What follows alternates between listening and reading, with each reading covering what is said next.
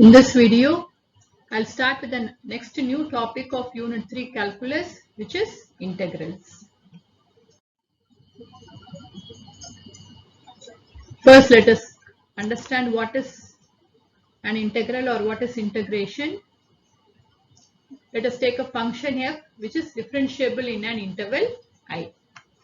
So we can write, if we want to differentiate the function f of x, then we have d by dx of f of x is equal to f dash of x. When f of x is given, we can differentiate this function f of x and we can find f dash of x.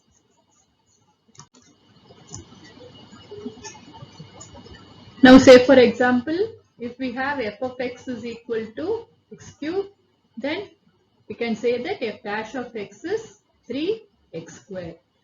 Now if f dash of x is given, or say suppose if 3x squared is given, and if we are asked to find f of x, then here using our knowledge on differentiation, we can say if f dash of x is 3x squared, then f of x is equal to x cube. This process of finding f of x when f dash of x is given is called integration. Now,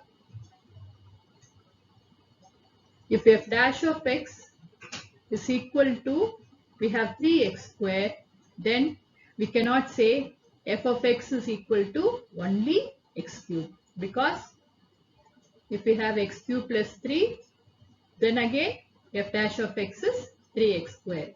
If we have x cube plus say 6 root 5, again f dash of x is 3x squared. Or if we have x cube plus any constant k, we have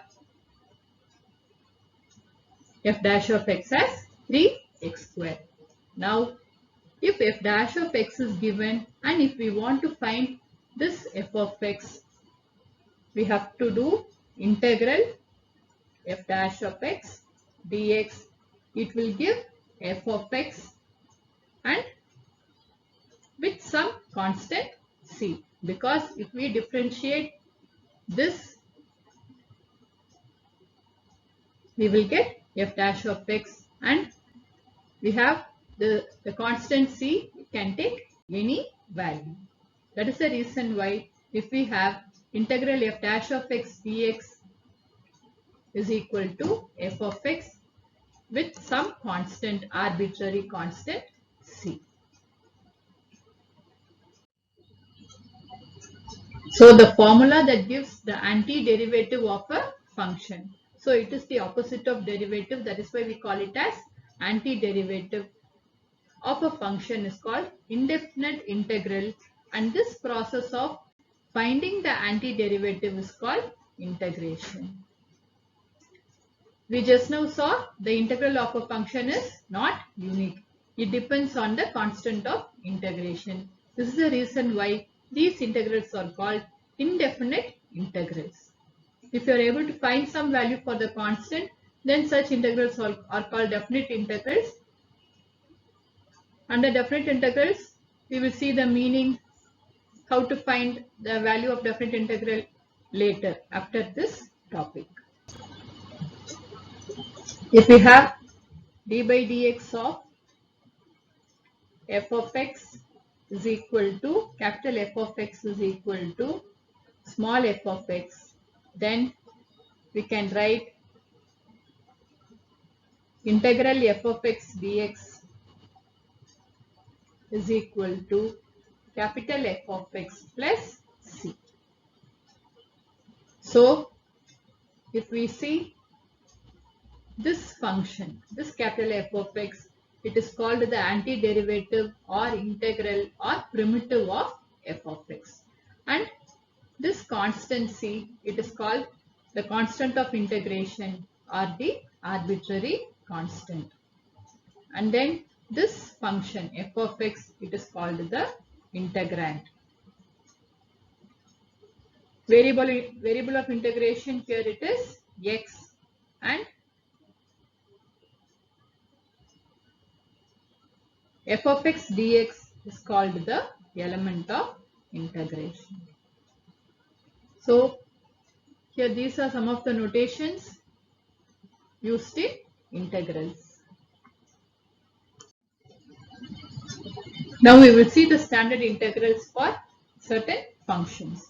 The first one is integral x raised to n dx. Integral x raised to n dx is equal to x raised to n plus 1 divided by n plus 1 plus c. Because if we take the derivative of this d by dx of x raised to n plus 1 by n plus 1, it is equal to 1 by n plus 1 into derivative of x raised to n plus 1 is x n plus 1 into x raised to n plus 1 minus 1. So x raised to n. So this is equal to x raised to n. So from this we can see that integral x raised to n dx is x raised to n plus 1 by n plus 1 plus c. It is just the opposite of differentiation. Then we have integral dx by x is equal to log mod x plus c. Then the next one is integral a raised to x dx is equal to a raised to x divided by log a plus c. Here we have x is not equal to 0, and here also a is greater than 1 and a is not equal to 1, since we have log a here. Then the next standard integral is integral e raised to x dx. It is equal to e raised to x. So it is important to remember all these integrals. Integral for x raised to n, 1 by x, a raised to x and e raised to x. Here we have the exercise questions. These are the questions from exercise 7.1 of chapter 7, integrals, from the book Class 12 Applied Mathematics by M.L. Agarwal. The first question is integral x raised to pi dx. If you want to find the integral of integral x raised to pi dx using derivatives, then we have to see x raised to 5 is the derivative of which function. We can see that x raised to 5 is the derivative of x raised to 6 divided by 6. So from here we can see that d by dx of x raised to 6 by 6 is equal to 1 by 6 into 6 x raised to 5, or it is equal to x raised to 5. So from this we see the antiderivative of x raised to 5 is x raised to 6 divided by 6. So integral x raised to 5 dx is equal to x raised to 6 by 6 plus c. Or we can use the standard integral formula. Integral x raised to n dx is equal to x raised to n plus 1 by n plus 1 plus c. Therefore, integral x raised to 5 dx is equal to x raised to 5 plus 1 by 5 plus 1 plus c, or it is equal to x raised to 6 by 6 plus c. The next question, integral 1 by x cube dx. So this we can write as integral x raised to minus 3 dx. Since integral x raised to n dx is equal to x raised to n plus 1 by n plus 1 plus c, integral x raised to minus 3 dx is x raised to minus 3 plus 1 by minus 3 plus 1 plus c, or it is equal to minus 1 by 2x squared plus c. The next question is integral 1 by root y dy. Again using the formula, integral x raised to n dx is equal to x raised to n plus 1 by n plus 1 plus c integral 1 by root y dy, it is nothing but integral y raised to minus half dy. So it is equal to y raised to minus half plus 1 by minus half plus 1 plus c. So it is equal to 2 root y plus c.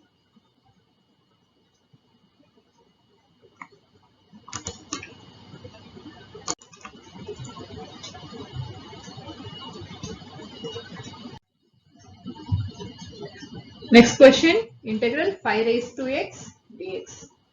We know that integral a raised to x dx is equal to a raised to x divided by log a plus c. So using that standard integral, integral 5 raised to x dx is 5 raised to x by log 5 plus c. Next one, integral 7x into e raised to x dx. So this we can write it as integral 7 raised to x e raised to x dx is integral 7e the whole raised to x dx. Again using the formula, integral a raised to x dx is a raised to x by log a plus c integral 7e the whole raised to x dx is equal to 7e the whole raised to x by log 7e plus c.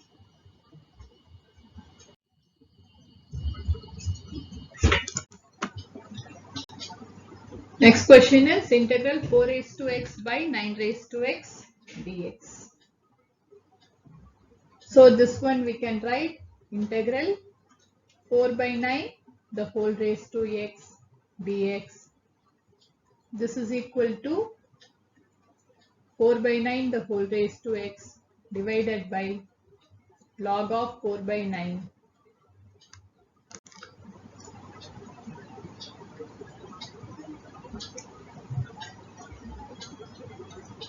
plus c. Since integral a raised to x dx is equal to a raised to x by log a plus c. So using this standard integral, we have got the answer. The next question, integral e raised to 2 log x into x raised to minus 3 dx.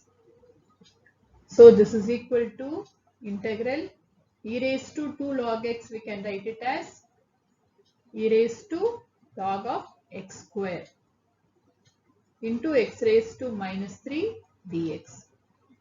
Now e raised to log x square is x square into x raised to minus 3 is 1 by x cube. Since e raised to log of x square equal to x square. So this one will go, this is equal to integral dx by x. So integral dx by x is log mod x plus c. Since we know that integral dx by x is log mod x using the standard integral. The next question, integral 5 raised to 2 log x to the base 5 dx. So this is equal to integral 5 raised to 2 log x to the base 5 is log of x square to the base 5 into dx. So here we have 5 raised to log x square to the base 5. So this is equal to x square. So this is equal to x square integral x square dx. Integral x square dx is x raised to 2 plus 1 by 2 plus 1 plus c. Since integral x raised to n dx equal to x raised to n plus 1 by n plus 1 plus c. So this is equal to x cube by 3 plus c. Next question, integral 2 log x to the base 4 dx. This we can write 2 as root 4. 2 is nothing but it is under root 4, or it is equal to 4 raised to half. Since here we have got log x to the base 4, here also if we have 4 it will be easy to simplify. So this is equal to 4 raised to half into log x to the base 4 into dx, or this is equal to integral 4 log x raised to half to the base 4 into dx.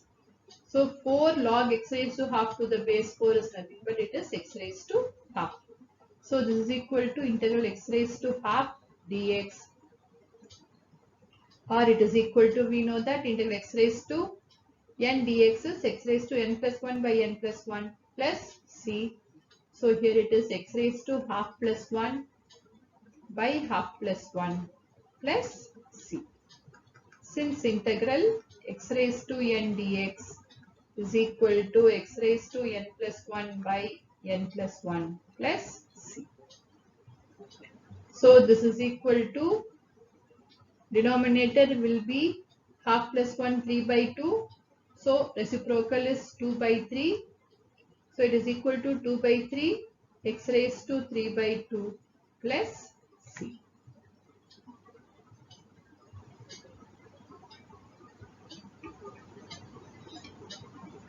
So we have completed with exercise 7.1. I hope this video was useful for you. Thank you for watching.